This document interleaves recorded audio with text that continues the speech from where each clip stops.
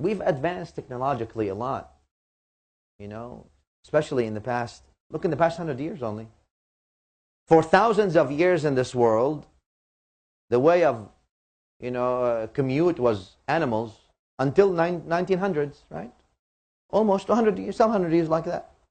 In the past 100 years now, we've moved from animals, from horses and camels, and now we've moved to automobiles, and then all kinds of and then fast automobiles and trains and jets and rockets and all kinds of things, right? In a very, very short distance, but thousands of year spans was the same old rhythm, pretty much. It didn't matter whether you live in Bangladesh or Belgium, in Syria or Sweden, right? It's all the same at that time. I mean, 200 years ago, whether you're in Syria or Sweden, you're taking a horse to work, buddy. Islam wants you to appreciate what you have and do the best job you can, but does not want you to depend on these things that will come and go. Does not want you to be fooled by these things as everlastingly.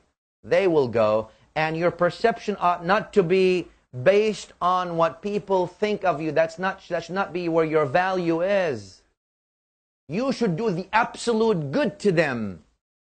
But you're doing that because you want to be close to Muhammadun Rasulullah. Bismillah ar-Rahman ar-Rahim. قُلْ لَا أَسْأَلُكُمْ عَلَيْهِ مِنْ أَجْرٍ إِنْ أَجْرِي إِلَّا عَلَى اللَّهِ. I do not ask. And Nabi sallallahu alaihi wasallam, what do? They throw stones at him. They dig ditches on the way to his house so he can fall in it. They hit him. They launch a smear campaign with no limits that is ever known to humanity. What does he do at the end? I don't ask anything in return for this. And I will keep giving.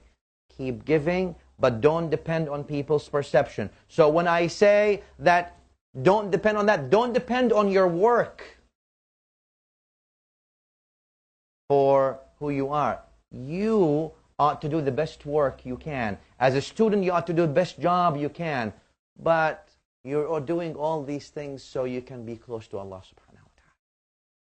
So you can fulfill your purpose and role. For your role is much bigger than getting a degree. And your role is much bigger than executing a day's job.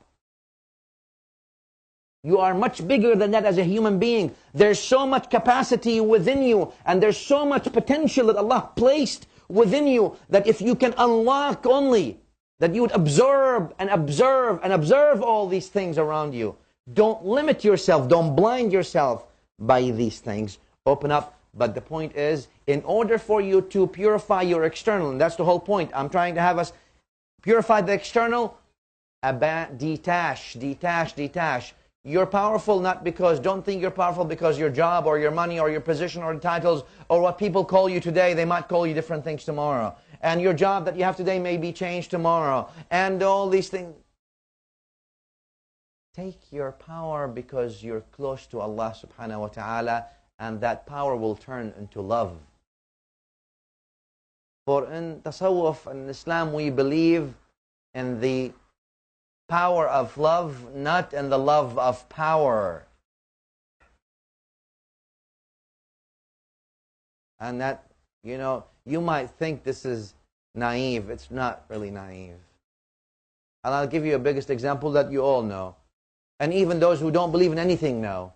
All the prophets from Adam, whether they want to call them prophets or not, from Adam alayhi salam, all the way to our Prophet Muhammad sallallahu alayhi wa sallam, did Allah give any of the prophets? We believe, according to our belief, they're connected to Allah subhanahu wa ta'ala, right? And if they ask, Allah will give them.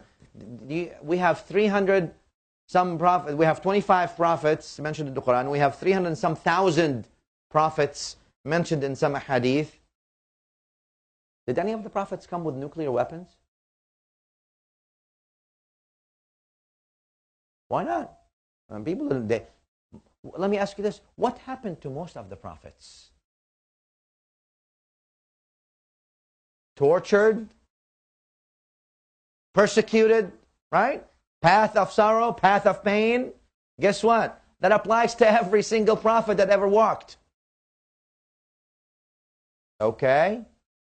But still, despite all that, Allah gave them the power of love, which is not very easy to have, especially when people transgress upon you. That is actually when the power of love, not the love of power. Al-Anbiya alayhim salam were not sent with the love of power. Okay? MashaAllah.